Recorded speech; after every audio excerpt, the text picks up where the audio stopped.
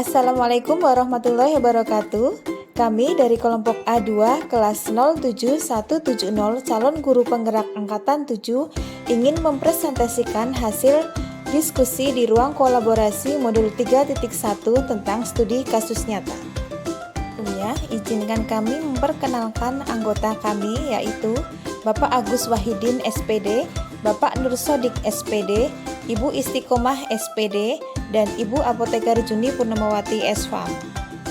Studi kasus yang kami bahas, Wira adalah salah satu murid kelas 8 di sebuah SMP swasta.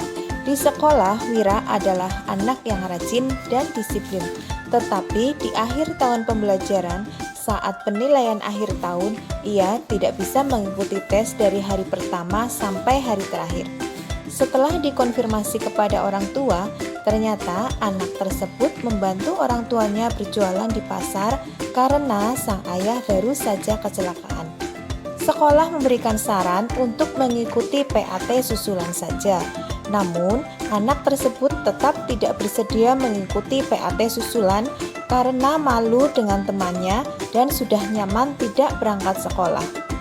Orang tua meminta kepada pihak sekolah untuk tetap menaikkan anaknya walaupun tanpa mengikuti PAT karena takut anaknya malu jika tidak naik kelas dan akan mempengaruhi masa depan anak. Sebagai kepala sekolah, apa yang dapat Anda sarankan kepada wali kelas dan apa alasannya? Pertanyaan, paradigma apa yang digunakan dalam studi kasus tersebut? Jawabannya, paradigma rasa keadilan versus rasa kasihan.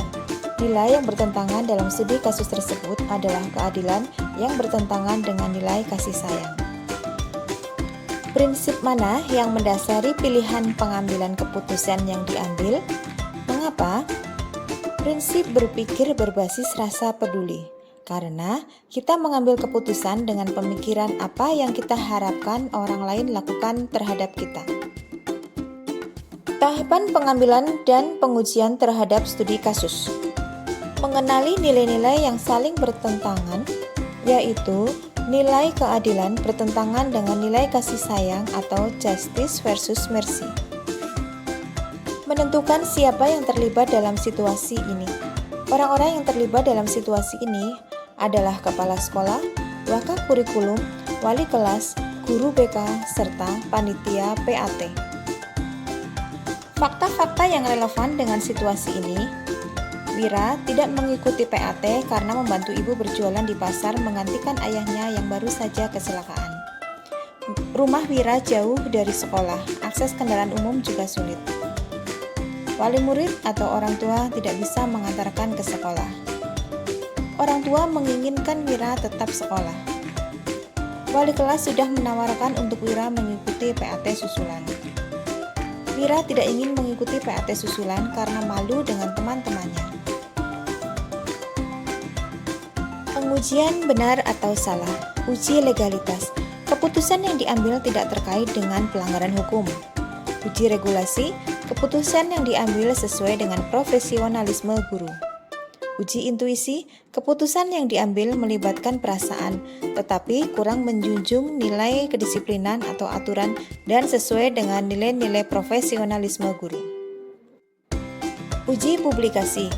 Jika dipublikasikan, saya merasa kurang nyaman karena sekolah terkesan kurang menjunjung tinggi nilai kedisiplinan. Uji panutan atau idola. Kami yakin dengan keputusan yang diambil karena sekolah memberikan kesempatan yang sama kepada semua murid untuk mengikuti PAT meskipun dilaksanakan dari rumah dengan pengawasan guru. Pengujian paradigma benar lawan benar.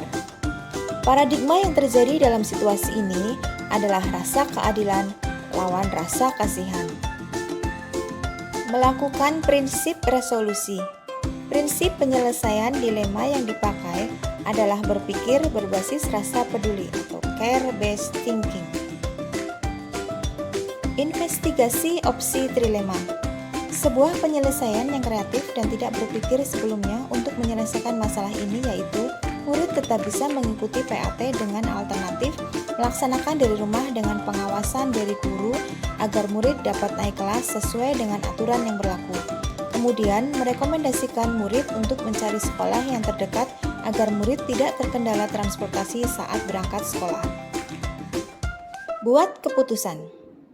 Memberi kesempatan anak untuk tetap mengikuti PAT meskipun dilaksanakan dari rumah dengan pengawasan guru, agar murid tersebut tetap bisa naik kelas karena pada dasarnya anak tersebut rajin dan pintar.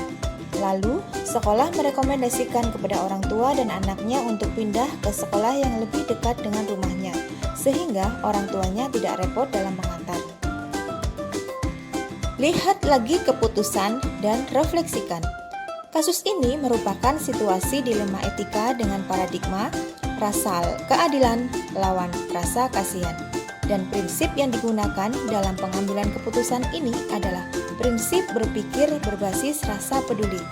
Karena kita mengambil keputusan dengan pemikiran apa yang kita harapkan orang lain lakukan terhadap kita.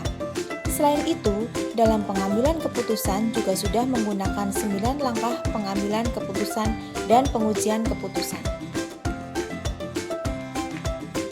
Dan inilah tabel atau daftar tugas checklist tugas kolaborasi. Demikian presentasi dari kami. Terima kasih. Guru Bergerak Indonesia Maju. Wassalamualaikum warahmatullahi wabarakatuh.